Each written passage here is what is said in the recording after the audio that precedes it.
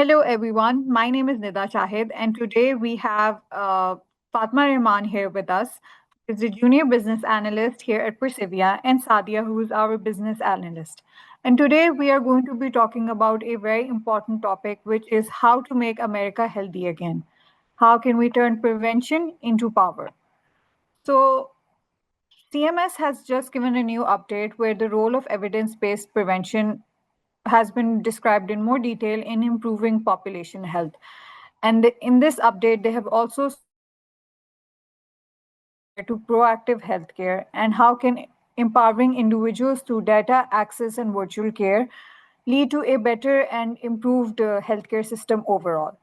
So my first question to you guys is that CMS is calling for a shift to make America healthy again. Why is prevention finally taking center stage in national healthcare strategy? Thank you, Nina. This is quite a pertinent question. Prevention is taking a center stage in US healthcare because it reflects a strategic shift in national healthcare system. For years our system has been focused on treating illness after it has appeared. But it is only just now that we have realized that prevention is not only more humane, it is more smarter, cost effective and better for long term in regards to consumer consumption. Many studies has showed that over 75% of healthcare spending goes toward managing the chronic conditions, many of which are but preventable. For example, type 2 diabetes, hypertension, or heart disease. If we can catch the risk factors of these diseases earlier, like through routine screenings, lifestyle intervention, or proactive patient engagement, we can reduce the hospitalization and improve the quality of life. And that's exactly the work we do. The involvement via our domain is that we read through national quality specs like HEDIS and QPP and translate those into Boolean logic flows in our software.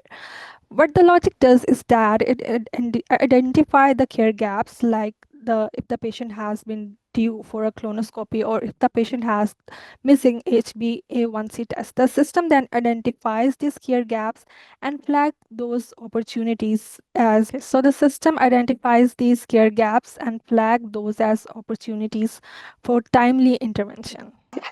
So I want to add something here that since it is evident that CMS is actively rewarding providers for implementing preventive care through value-based models, which is backed by the robust data, health tech, and policy reforms, I feel like this shift not only aligns the financial incentives with improved health outcomes, but it also encourages the proactive management of patient health. Plus, it reduces the long-term healthcare costs and enhances the overall well being of the population. Prevention is now the key focus because it promotes sustainable and long term health benefits. It helps patients to live healthier lives while reducing the burden on the healthcare system. At Persevia, we bring this vision to life by seamlessly integrating the preventive care into workflows through intelligent care gaps identification, which allows the provider to act earlier for better health outcomes. Thank you so much to both of you for answering this, and that was really informative. But what does this evidence based prevention look like that you guys have mentioned, like in day to day practices, and why has scaling it been such a challenge across all health systems? And again, why is it so essential for VBC? Nida, when we talk about evidence based prevention in day to day practice, we actually refer to the consistent application of the proven clinical guidelines, such as those from the HEDIS or QPP, to ensure that patients stay up to date on the essential screening and preventive care. For example, this includes making sure that patients receive timely screenings like colonoscopies, mammograms, or diabetic checkups, which are vital for identifying a healthy risk early and preventing more serious condition. Ultimately, it is about spotting risk earlier and closing care gap before they develop into the costly health problems, I guess. Okay, exactly, and it sounds very simple, right? But in practice, scaling has across different health system has been really challenging. First, the data is often fragmented, like a patient history might be spread across multiple providers or EHR. Secondly, the data might be not up to date or presented in a way that is not quite useful. So, Nida, I want to add the last part of your question.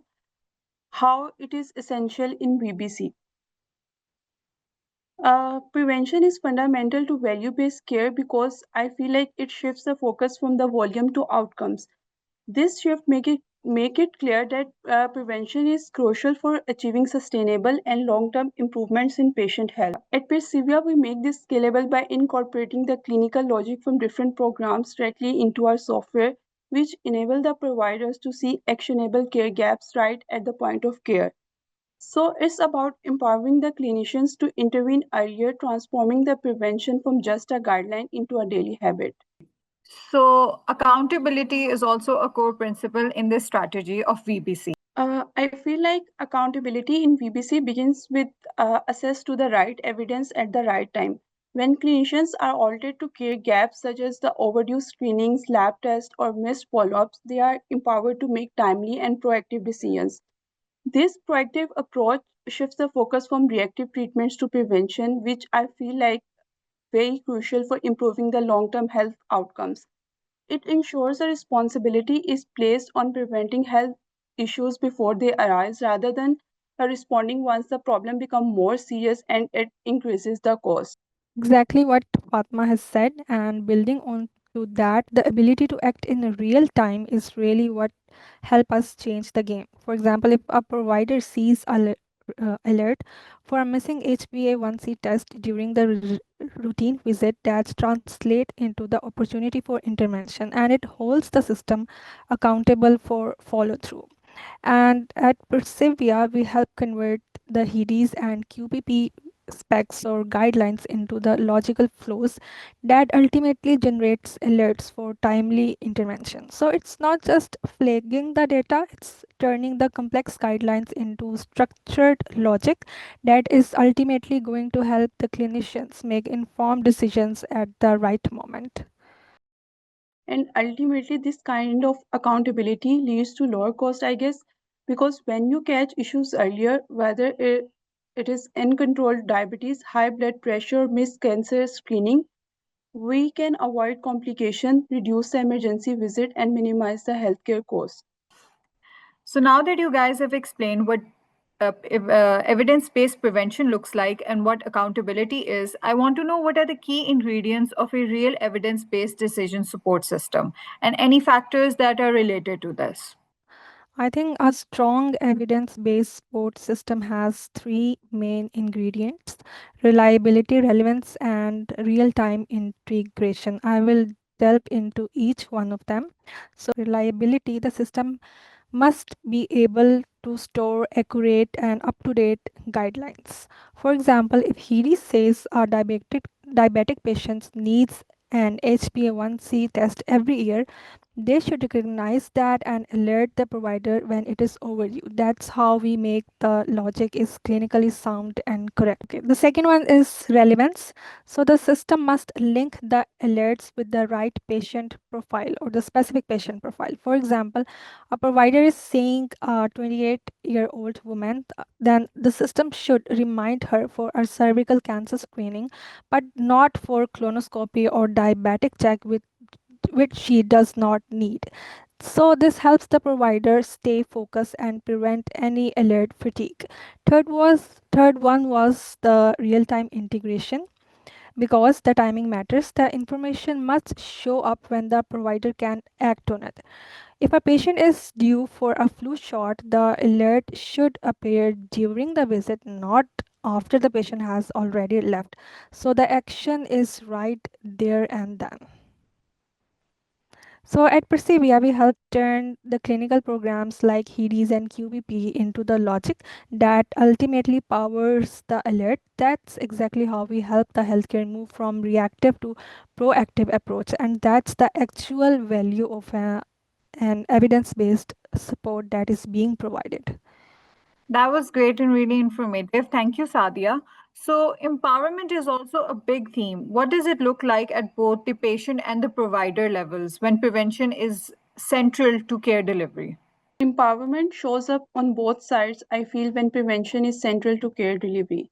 For provider, it means like walking into a visit already knowing what preventive actions a patient needs because it helps them guide care proactively rather than just responding to issues as they arrive. And for patient, empowerment is about being informed and involved. Maybe they get a reminder to schedule a mammogram or follow up for high blood pressure. I feel like this way they are the part of the process, not just reacting to the illness. So here at Persevere, we support this by turning guidelines like HEDIS or QPP into a care gap logic. So both the provider and patients have the right information at the right time so they can act accordingly. Thank you, Fatma. So, how does the Persevere platform actually? I know you've mentioned how Persevere is, working towards evidence-based care, but how does Persevere's platform actually help providers close the gap between data and action, especially when it comes to preventive care and chronic condition management? Actually, the one of the biggest challenges in healthcare is the gap between having data and doing something with it, especially when it comes to the prevention and managing the chronic conditions. At Persevere, our platform helped close by translating the clinical data into actionable insights. So there is structured and unstructured data from various sources like EHR, labs, and claims, and when they combine it with the evidence-based guidelines, the logic built into the system generate care gaps and alerts that are usable in the workflow. So instead of a provider scrolling through multiple pages of a chart or running reports after the visit, they get a real time alert. For instance, this patient, like the alert can say this patient is overdue for a diabetic eye exam, or it can be like the blood pressure has been high across 3 visits, so it's now time to reassess the plan. And that's how we help turn the data into the action right when it actually matters. Thank you, guys. That was informative again. Now that we've discussed what America can do uh, for to support evidence-based care, my last question to both of you is that what are going to be the long-term benefits to Americans of this vision? Nida, I guess the long term benefits of making America healthy again are profound and touch every part of the society. For individuals, it means living longer, healthier life with fewer chronic diseases like diabetes and heart diseases. This translates to more active years with loved ones, greater productivity, and improved quality of life, I guess. But at the community level, healthier population creates stronger and more, I mean, more resilient communities. Kids can focus better in school when their health needs are met, and adults can contribute fully to the workforce without frequent health related absences or limitations. So Fatma has really summed it well. And I just want to add that over time, that means fewer emergency visits, fewer complications, and of course, millions of Americans living healthier for sure. And for by 20 years of experience, Persevia has been able to do that. And I think that's the real impact of making our prevention a priority. Thank you so much, guys. This has been really informative. Thank you, Fatma, and thank you, Sadia. Hope to do this again soon. Thank you so much, Nida, for having us to the podcast.